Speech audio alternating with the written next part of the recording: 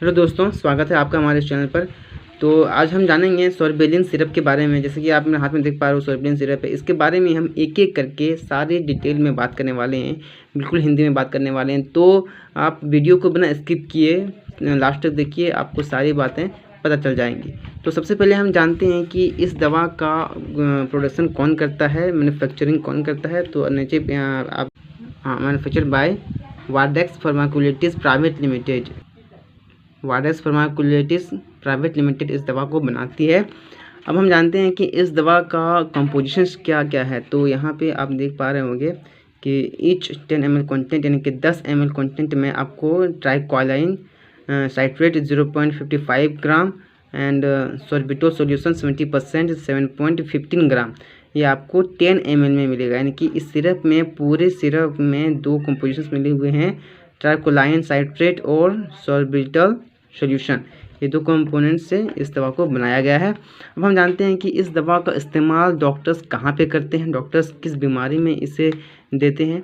तो पहला तो है फैटी लिवर डिजीज़ में। फैटी लिवर डिजीज़ क्या होता है कि लीवर में कोलेस्ट्रॉल जम जाने के कारण, कोलेस्ट्रॉल क्या होता है कि फैट होता है एक तरह का, तो फैट के जम जाने से कारण लीवर सही तरह से काम नहीं कर पाता है, एबनॉर्मलिटी देखने को मिलता है। तो उस कंडीशन में डॉक्टर्स इस दवा को लिखते हैं।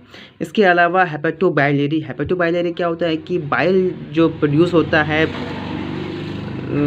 बाइल ब्लडर में, यानी कि गॉल ब्लडर में, तो उसका प्रोड्यूशन क्या होता है कि कभी कम हो जाता है, कभी ज़्यादा हो जाता है। तो एबनॉर्मलिटी देखने के बाद ही डॉक्टर्स उस बीमारी में भी ये दवा देते हैं। इसके अलावा एनोरेक्सिया में भी ये दवा दिया जाता है।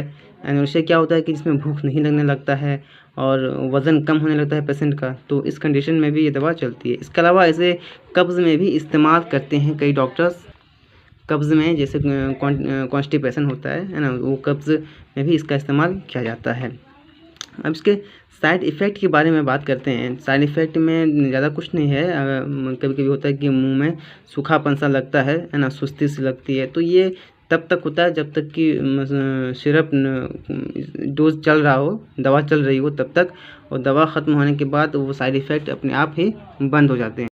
अब इसके डोज़ की बात करें तो डोज़ यहाँ पे आप देख सकते हैं, डोज़ एडल्ट के लिए है। किस चीज़ के लिए है, अगर प्रॉब्लम्स है fatty liver and hepatobiliary and digestive disturbance में, तो इसमें इस तरह की प्रॉब्लम्स में डोज़ क्या होता है एडल्ट के लिए, चिल्ड्रन के लिए। तो एडल्ट के लिए क्या होता है 2 teaspoon with a little water at the beginning of lunch and या और डिनर में, यानी कि आपको 2 चम्मच पानी के साथ, थोड़ा सा पानी के साथ लेना है। कब लेना है, लंच या फिर डिनर में लेना है, या फिर लंच और डिनर दोनों में लेना है। ये तो हो गया एडल्ट का डोज। अब जानते हैं चिल्ड्रन का डोज क्या होता है। चिल्ड्रन 1 to 2 टीस्पून, 1 या 2 चम्मच। हालांकि इस तरह के डोजेज बताना सही नहीं है। अगर इस तरह अगर डोज आपको अच्छी तरह से आपके कंडीशन के ऊपर देख करके दिया जाता है, डॉक्टर्स ये सलाह देते हैं कि डोज क्या लेना है, कैसे लेना है, कब लेना है। हालांकि मैं एवरेजली बता रहा हूँ, इसमें जो लिखा हुआ है वो 1 to 2 teaspoon with a little water daily with lunch, यानी कि 1 या 2 चम्मच थोड़े से पानी के साथ लंच के टाइम, यानी कि दोपहर के टाइम में इसे लेना है।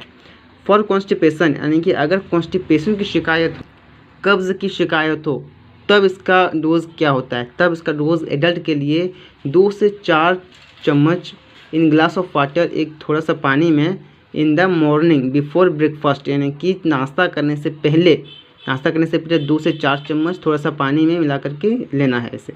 और चिल्ड्रन में ये डोज क्या होता है कि 1 से 2 चम्मच इन एक ग्लास ऑफ वाटर, थोड़ा सा पानी में, है ना, in the morning before breakfast, नाश्ते के पहले केवल 1 या 2 चम्मच लेने होते हैं। या तो फिर अगर आपको कठिन लग रहा है तो प्लीज़ आप चल जाइए किसी डॉक्टर्स के पास। डॉक्टर्स आपको प्रेफर करेंगे तो वो बेहतर रहेगा, और बहुत ही बेहतर रहेगा। अपने आप डॉक्टर बनने की कोशिश नहीं कीजिए, बेहतर है अगर हेल्थ की बात हो तो डॉक्टर से सलाह लेना बहुत ज़रूरी है। अब हम जानते हैं कि ये दवा काम कैसे करती है, शरीर में ये दवा काम कैसे करती है, किस प्रकार से काम करती है। तो जैसा कि हमने देखा कि 2 प्रकार के कंपोनेंट्स इसमें मिले हुए हैं, ट्राइक्वालाइन साइट्रेट और सॉर्बिटल सोल्यूशन। इस 2 तरह के कंपोनेंट्स में मिले हुए हैं। तो इसमें जो ट्राइक्वालाइन साइट्रेट है, एक बाइल एसिड बाइंडिंग एजेंट है।